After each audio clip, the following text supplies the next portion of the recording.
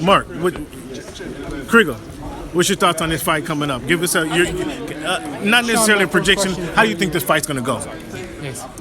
I don't know how it's going to go yet. I know the key moments are going to be early, and whether Tyson Fury can do what he just told us he had to do, which was put Deontay Wilder on his back foot. At some point, he's going to have to hurt him. He's going to have to impose his will, not necessarily knock him out.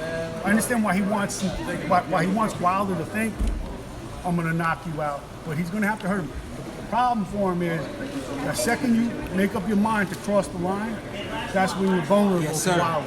Once you make that move, bang.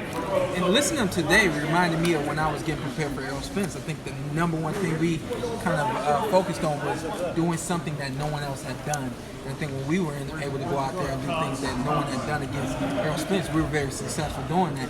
No one's been able to back up Deontay Wilder. No one's tried. No one's tried to back up Deontay Wilder. So I think he's onto something when he's talking about backing up Deontay Wilder. Funny thing to me is that, as you were saying before, 6'9", 6'7", but the guy who has the advantage on the inside would probably be Fury because he's the more mobile fighter guy. Also, you're out of range of the most dangerous weapon there is. I mean, you do not want to be. He can hit you from here, right?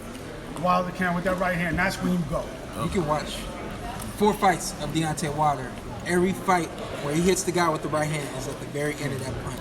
Full extension. You don't see him hitting guys very close range with an overhand right or short right hand. That's not his specialty. Full extension. So you got to be on the end of that. So I really like what Tyson Fury is talking about, working on the inside. So Tyson said, you remember how Riddick, big as he was, especially at that time, he could come with the uppercuts with the short punches, and he knew what to do inside. I think Fury might be able to do some of that. And that's what I was just going to ask you. Do you think that eliminates some of his power by getting inside? Does he have those short punching? Does he have that short punching power? And he talked about it too, knocking him out in the second round. He can't do that fighting inside, can you? In my opinion. What I know about boxing. This is what I know about being in there and fighting. This is what I do. When you get touched more than you're used to getting touched, that does something to you up here. If Tyson Fury is able to get on the inside of Deontay Wilder, which is something he didn't do in the very first fight, and be effective, that's going to do something to Deontay Wilder's mentality.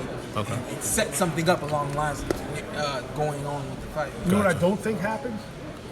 Fury can't get knocked out on the inside if he's hung him on the inside, playing on the inside. You know, so again, that's a safer place for him to be. That makes sense. And, you know, he doesn't have to win by knockout. The other guys, Wilder's probably going to have to win by knockout. Well, Shawn, what you said about the getting knocked out, with the confidence that Fury has now about the second round, do you really think he has that confidence after going down?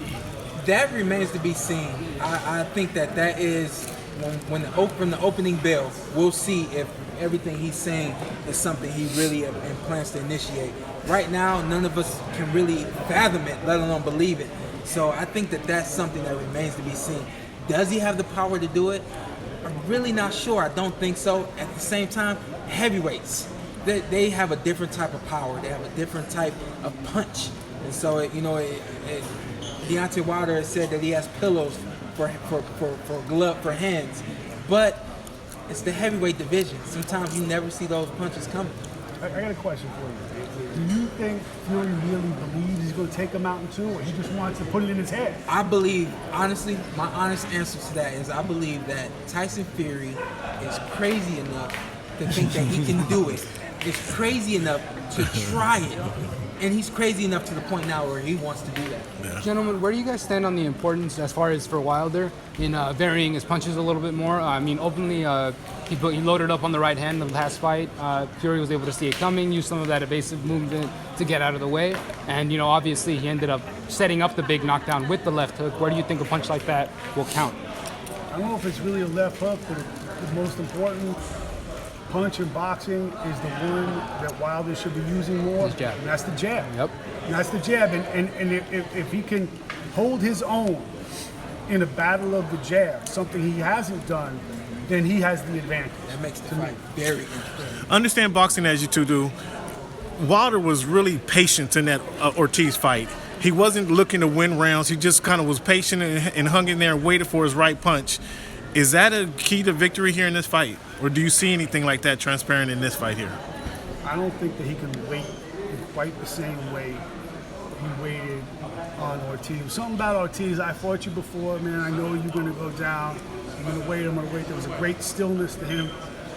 But again, if you let Tyson Fury in his prime outbox you, I think that that's something different than Ortiz at his age outboxing you. And again, the question to me is, can Fury hurt him? Can Fury make him, can Fury earn his respect where we are with pain? I think that to this point in his career, Deontay Wilder has been very spoiled.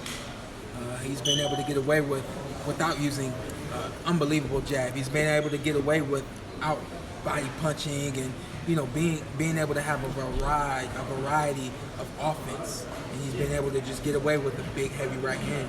I think this is the fight where he has to, if he hasn't already, he's got to pick that game up. That offensive game has to pick up very, very quickly before he gets into the ring with Tyson Fury. One exception to that, and always stays with me, I was there the night he won the title against Berman Stavern, and that was the night he didn't have his fastball. It was the first night he didn't knock the guy out. And you always wonder what happens to a pure puncher the first night he can't take the guy out. Does he start to choke up and start to question himself? And I'll tell you what, no one ever mentions it, but Wilder stayed within himself and pitched a shutout the whole way through. So he really showed me something. I don't think he's going to outbox Tyson Fury, but don't underestimate his adaptability. The other thing is, remember, this is a guy who started boxing at 19, and in 3 years, he had an Olympic bronze medal. He made up so much ground, probably more ground than anyone in the history of the sport. And all these guys for generations have talked about, can you make a great athlete, a heavyweight champion? And, Too Tall Jones tried it. Wilt Chamberlain talked about it. Dominic Brazil. Okay, and the answer was always no, no, no, no, no, until Deontay Wilder. Gotcha.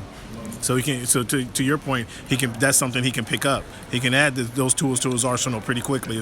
Kind of to his point. And I'm not standing up here right now telling you that before February 22nd, he's got to learn how to throw a hook off the jab. He's got to learn how to throw a pull counter. He's got to learn how to go jab body head. It's impossible for him to do that right now.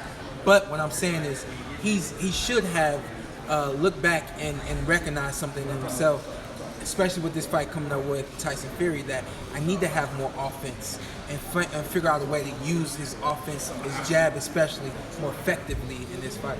Shawn, is this a little relatable to when you fought Spence? You knew that you were going to have to walk the fire. You were very smart about it in your fight, but does Tyson have to do that? He has to be very smart, but he can also try and walk Deontay down. I hadn't thought about it until I heard him say it today.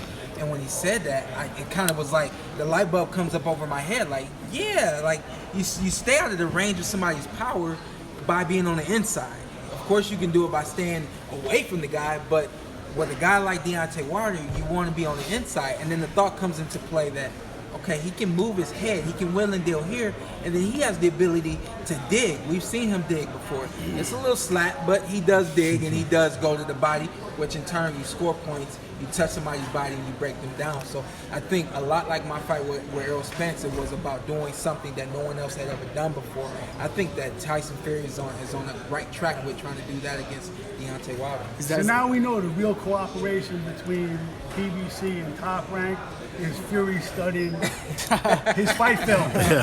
Mark, what if there's another draw at this fight coming up February 22nd? I'll say that. Well, I'm gonna tell you what. If There is another draw, everyone will get even richer than they are now. Yes, thank you. So this new level of resolve we're seeing in Deontay, do you think that could bode more well for him, or he can get overly patient and be behind too far in rounds? I know you've asked that a lot, but what do you really feel coming closer to the fight? You know what, I asked him immediately after his fight with Luis Ortiz, were you worried? Because my team, during the fight, we count rounds. We know coming back to the corner, if I won or lost, if I need to pick it up, how to set the pace. And he told me I wasn't worried at all. I knew that the punch was going to come, and when it came, boom, there it is. I don't accept that.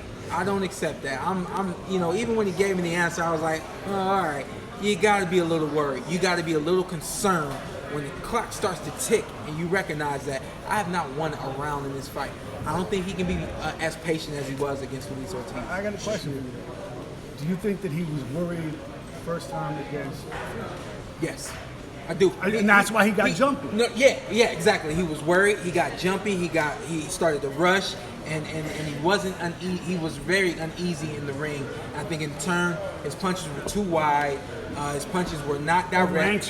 They were not direct. The very first punch that he knocked him down with, I think in the 7th round, it actually ended up being more of an overhand right, and it was because he was just trying to find Fury. I think this time around he is going to be more patient, but I do think that jab needs to move, and he has to be able to set that right hand up, opposed to just waiting, which is what he did in the fight with Luis Ortiz. And Tyson told me in the first fight, in that 12th round, it was the moment he thought he was so big and bad that he wasn't worried anymore.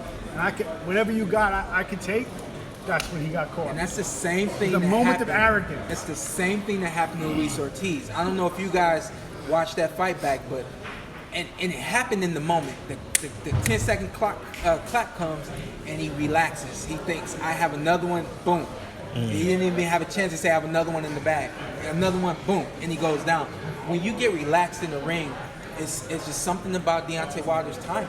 He's able to catch you sleeping, and when he catches you sleeping, you go to sleep. It's not just the moment that you step to Deontay; it's the moment where you're thinking about stepping to him, and that's when he gets you.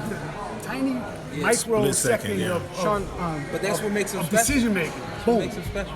Shawn, going back to your point about seeing similarities to how you fought Spence, do you think a key factor for Fury in this fight, like for you, could be to turn Wilder, keep him away and sit like that? You had a lot of success finding your offense that way. Now we're really getting into the technical difference. We're really getting into the bread and butter of boxing and the inside game. Because when you turn fighters that aren't good at using their feet and being able to touch you, then now you take something away from them. You start to make them anxious. You start to make them feel uneasy in the ring. I think, again, we're talking about Tyson Fury working on the inside. Once you work on the inside, step around opposed to coming right back into that power. When you step around, you're going to force Deontay Wilder. Now the punches are here. I have to hold this and turn and find you, and it sets everything up. But he knows how to do that. He has the technique to do that. Deontay Wilder? No, yes. Here we go. Yes. Deontay Wilder. Again, we haven't seen anyone really get on the inside of Deontay, and we haven't really seen anyone force him to change his level and what he does. He's able to get everybody right here. We haven't had, no one has had the ability to do that.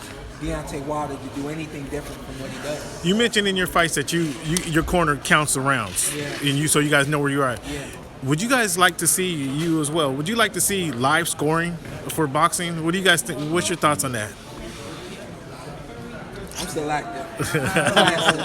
We can argue about it over here, especially if you're buying. I tell you what I would like. Go ahead. I'll tell you what I would like. My ex-father-in-law told me this. The 12th round should be a 10-8 round. Think about that, so that no one can do like the old De La Hoya Trinidad. Exactly what I'm thinking of, run around. I thought I had it. Everyone told me I had it. No, that in a close fight, the winner of that 12 is going to be the winner. So everyone goes balls to the wall. The problem with open scoring is it changes the temperature in the ring. What I mean by that is we had open scoring as the amateurs in the amateur program, and we were up by 3 points in that last round. You weren't going after a guy. You were making that guy come after you. You were moving. You were milking the clock. and you're doing what you had to do to hold on to that 3-point lead. Okay. You know, so I think the same thing would go in the professional. I think it changes the dynamic of the fight. It's a funny thing though, because you have open scoring in every other damn sport, and no one cares like in basketball if you're going to kill the clock. Yeah. Or in football if you take a knee. You know it's going to happen. You know when it's coming. Well, yeah, but the only thing is you got to protect the judges during the fight, because if they do the bogus scoring they sometimes do, someone's Well, going to house them. I was kind of thinking another way. It's too long, but I was thinking that would kind of put the judges on front now. Now they have to be real. Yeah. Now they have to be And logical. I don't mean to digress here, but that might not be the worst thing in the world. I mean, I covered a fight a couple of weeks ago. We're sitting up there going, how did that even happen? How was it split decision? And To my point. the credibility of the sport is at stake. With every one of these decisions, you scratch your head.